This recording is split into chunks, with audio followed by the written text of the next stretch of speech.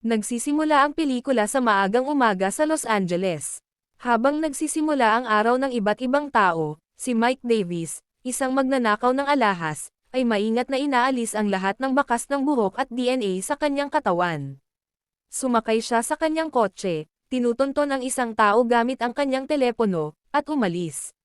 Si Sharon, na nagtatrabaho sa isang napakataas na antas na kumpanya ng insurance, ay nakikinig sa isang motivational podcast, sinusuri ang kanyang sleep quality app, at naghahanda para sa trabaho.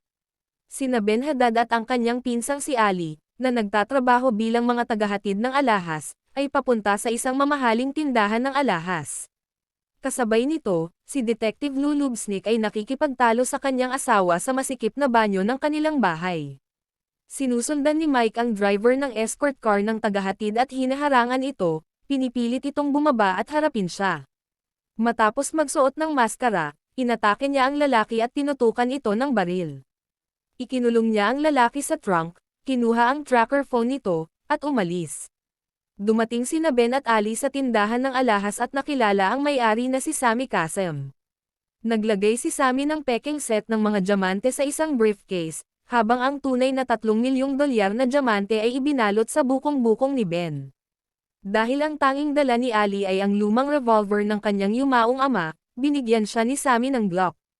Umalis ang dalawang tagahatid sa tindahan, hindi nila alam na sinusundan sila ni Mike. Pagdating nila sa delivery point, nagsuot si Mike ng ski mask at inambus sila habang tinututukan ng baril. Ipinakita niya kay Ben ang isang video na nagpapatunay na ang kanyang kasamahan ay nakaparada sa tapat ng bahay ni Ben, pagkatapos ay kinuha ang mga baril at telepono ng dalawa. Agad niyang itinapon ang peking diamante at hiniling ang tunay, binanggit pa ang pangalan ng asawa ni Ben. Sa huli, sumuko si Ben at ibinigay ang mga ito. Habang bumabalik si Mike sa kanyang kotse at naghahanda ng umalis, inilabas ni Ali ang nakatagong baril na mayroon pa siya at nagpaputok sa bintana ng kotse, ngunit hindi tumama ang bala. Hindi gumanti ng putok si Mike. Sa halip, mabilis siyang umalis, narating ang isang garahe, iniwan ang kotse, lumipat sa ibang sasakyan, at tuluyang nawala. Pagdating niya sa bahay, napagtanto niya na may maliit na piraso ng salamin mula sa nabasag na bintana na nakasugat sa kanya, na nag-iwan ng DNA sa pinangyarihan. Samantala, binisita ni Sharon ang mansyon ng isang napakayamang kliyente, si Stephen Monroe, upang suriin ang kanyang napakalaking koleksyon ng sining. Naghahanda si Monroe na pakasalan ang isang mas batang babae, at tinanong ni Sharon kung nais din itong magpaayos ng insurance para sa mismong kasal. Pagbalik sa trabaho, patuloy na pinapaasa siya ng kanyang boss na si Mark tungkol sa pagiging partner, ipinapangako ito muli ngunit muli ring ipinagpapaliban. Kasabay nito, iniimbestigahan ni Lou at ng kanyang partner na si Tillman ang pinangyarihan ng pagnanakaw. Tinutuya ni Tillman ang kotse ni Lou habang ini-interview naman ni Lou sina Ben at Ali. May isang bagay na napansin si Lou na kakaiba. Kahit na pinaputukan ni Ali ang magnanakaw, hindi ito gumanti ng putok. Nagsimula siyang maghinala na ang sunod-sunod na pagnanakaw malapit sa 101 freeway ay maaaring konektado sa iisang tao. Pagkatapos, sinabi ni Tillman na pinayuhan siya ng kanilang lieutenant na maghanap ng bagong partner, at binalaan siya na maaaring masira ang kanyang kinabukasan kung mananatili siya kay Lou. Kinagabihan, nakipagkita si Mike sa kanyang kaibigan na si Manny, na nagmungkahi ng isang pagnanakaw sa Santa Barbara na matagal na niyang pinaplano. Tumanggi si Mike, sinabing masyadong mapanganib ang trabaho at maaaring may masaktan. Isa sa kanyang mahigpit na personal na patakaran ay hindi siya nananakit ng mga inosenteng tao sa kanyang mga pagnanakaw. Sinabihan siya ni Manny na magsaya muna, at nauwi si Mike sa isang walang laman at walang gana na pakikipagtagpo sa isang babaeng bayaran. Kinabukasan sa trabaho, dumalo si Sharon sa isang team meeting kung saan ipinakita ng kanyang mga katrabaho ang kakulangan ng respeto sa kanya, lalo na si Mark. Sa halip na pagkatiwalaan siya sa insurance ng kasal ni Monroe, ibinigay ni Mark ang account sa bagong batang empleyado na si Madeline. Sa halip, binigyan niya si Sharon ng ibang gawain, inuutusan siyang isailalim sa polygraph si Sammy Kasem kaugnay ng pagnanakaw. Pumayag siya, bagaman labag sa loob. Samantala, sa istasyon ng pulisya, iniimbestigahan ni Lou at Tillman si Sammy, na nagsiwalat na nakipag-ugnayan siya sa tagahatid ng alahas sa pamamagitan ng email. Kasabay nito, nakipagkita si Mike sa kanyang hacker na si Devon at inutusan itong maghanap ng impormasyon mula sa mga email ng insurance company ni Sharon. Lingid kay Mike, nakipagkita si Manny kay Orman, ang anak ng isa sa kanyang dating kasabwat. Sinabi niya kay Orman na siya na ang bahala sa trabaho sa Santa Barbara, at iginiit na naging mahina na si Mike at masyado nang natatakot na may masaktan. Kinagabihan, habang naipit sa trapiko, aksidenteng nabangga ng isang babaeng nagngangalang Maya ang vintage na kotse ni Mike mula sa likuran. Nagpalitan sila ng insurance information, at medyo nahihiya si Mike sa babae. Kinabukasan, nakipagkita si Sharon kay Lou para sa mga bagay na may kinalaman sa trabaho, at hiniling niya kay Lou na isailalim sa polygraph si Sammy na siyang may-ari ng jewelry store na ninakawan bago aprubahan ng kanyang kumpanya ang insurance claim. Naiinis si Lou dahil tila mas interesado ang insurance company na umiwas sa pagbabayad kaysa protektahan ang mga taong nagbabayad sa kanila. Ipinunto ni Sharon na ayon sa istatistika, mukhang inside job ang pagnanakaw at ang pag-uugali ng tao ay laging nag-iiwan ng mga pattern. Ang kanyang mga salita ay nagbigay kay Lou ng isang realisasyon, at agad siyang umalis. Pagbalik sa istasyon, sinabi ni Lou sa ibang mga detective na ang lahat ng pagnanakaw ay may parehong katangian. Nangyayari ang pagnanakaw malapit sa 101 freeway, walang karahasan, at walang naiiwang DNA. Kalaunan, binalaan siya ng kanyang boss na ang pag-uugnay sa lahat ng kaso ay magdudulot lamang ng mas maraming trabaho. Ang ilan sa mga pagnanakaw ay sarado na at may mga sospek na, at ang muling pagbubukas ng mga ito ay magpapasama sa imahe ng departamento. Sinabihan niya si Lou na bumuo ng teorya na makakabuti sa buong departamento, saka siya pinuna dahil hindi siya marunong makisama sa team at inutusan siyang tigilan na ito. Samantala, matapos sundan ang tagahatid ng alahas, isinagawa ni Orman ang pagnanakaw sa jewelry store sa Santa Barbara na may nakakagulat na karahasan. Sinira niya ang mga display counter, tinatakot ang lahat ng nasa loob, at nagnakaw ng mas marami kaysa sa dapat niyang kunin. Nag-text si Mike kay Maya at niyaya siyang maghapunan, at pumayag naman ito.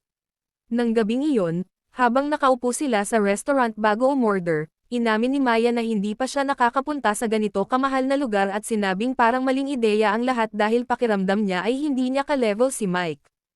Ibinunyag ni Mike na ito rin ang unang beses niya sa ganitong lugar, at ipinaliwanag na lumaki siya sa isang mahirap na pamilya na halos walang-wala. Umalis ang dalawa sa restaurant at naupo na lang sa isang street vendor para kumain ng burger, at ang mas simpleng lugar ay nakatulong para mas natural silang magkaintindihan. Kasabay nito, nakipagkita si Lou sa kanyang asawang si Angie sa isang diner kung saan tapat nilang pinag-usapan ang kanilang unti-unting nasira na relasyon. Inamin ni Angie na siya ay may ibang karelasyon at balak ng tuluyang makipaghiwalay sa kanya. Labis na nasaktan, sinabi ni Lou na manatili siya, at agad siyang umalis sa lugar. Nakita ni Mike ang isang balita tungkol sa marahas na pagnanakaw sa Santa Barbara habang sina Lou at Tillman ay near-review ang CCTV footage. Inakala ni Tillman na ang pagnanakaw ay ginawa ng parehong magnanakaw na hinahanap nila, ngunit hindi sumang-ayon si Lou. Alam niyang ang lalaking hinahanap nila ay hindi nananakit ng kahit sino, kaya hindi tugma ang bagong pagnanakaw na ito sa pattern. Samantala, galit na kinompronte ni Mike si Manny tungkol sa trabaho sa Santa Barbara, na dapat sana ay huling pagnanakaw na niya. Wala itong pakialam at nagalit pa na kino-question siya ni Mike. Nilinaw ni Mike na tapos na siya sa paggawa ng mga pagnanakaw ng alahas kasama si Manny at umalis. Kinabukasan, muling nakipagkita si Manny kay Orman at sinabi sa kanya na sundan si Mike sa susunod nitong trabaho, saka nakawin ang mga alahas matapos gawin ni Mike ang mahirap na bahagi. Binigyan din niya si Orman ng impormasyon tungkol sa hacker ni Mike na si Devon. Kalaunan, sinundan ni Orman si Devon at nakita itong nakikipagkita kay Mike sa isang diner. Matagumpay na nahack ni Devon ang email ni Sharon at nadiskubre ang impormasyon tungkol sa mga alahas na dadalhin para sa kasal ni Monroe. Kinagabihan, patuloy na nakikipagkita si Mike kay Maya, ngunit nagsisimula na niyang mapansin kung gaano kaunti ang kanyang nalalaman tungkol dito. Hindi pa niya kailanman nakita ang mga larawan ng pamilya nito at halos wala siyang alam sa nakaraan nito. Pagkaalis niya, napansin ni Mike si Orman na nagmamasid sa kanya at nadiskubre na may tracker na inilagay sa kanyang kotse. Nang mapagtanto niyang siya ay sinusundan, agad siyang lumipat sa isang bagong apartment sa tabing dagat. Kinabukasan, inatake ni Orman si Devon sa kanyang apartment at pinilit itong ibigay ang lahat ng impormasyong nakuha nito mula kay Sharon.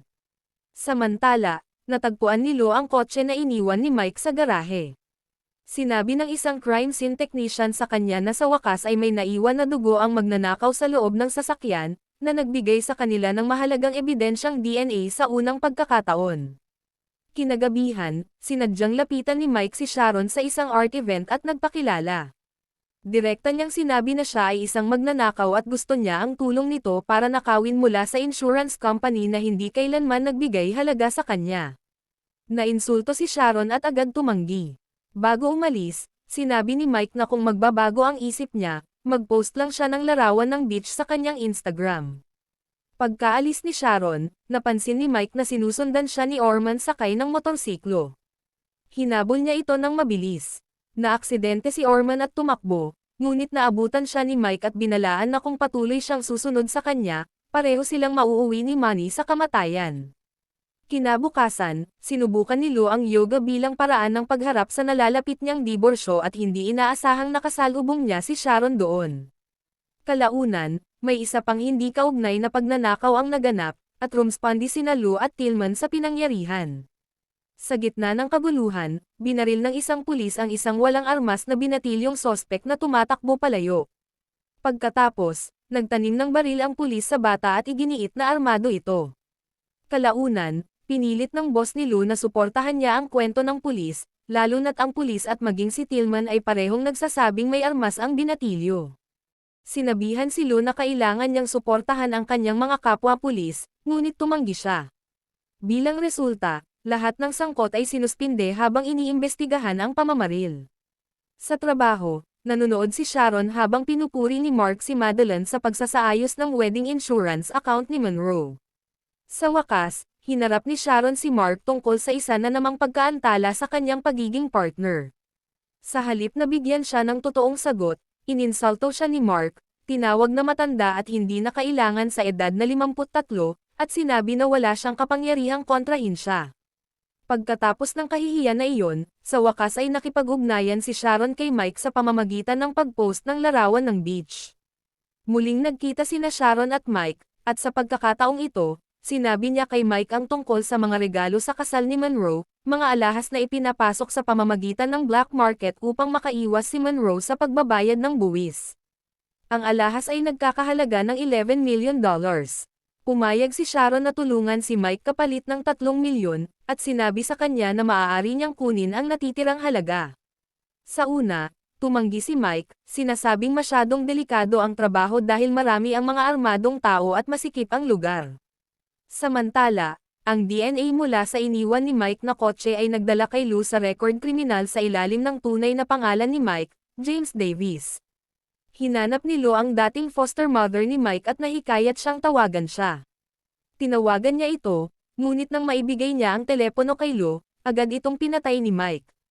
Pagkatapos magbago ng isip, muling nakipagkita si Mike kay Sharon upang talakayin ng detalyado ang trabaho. Sinabi niya kay Sharon na alamin ang flight number at ang pangalan ng security guard.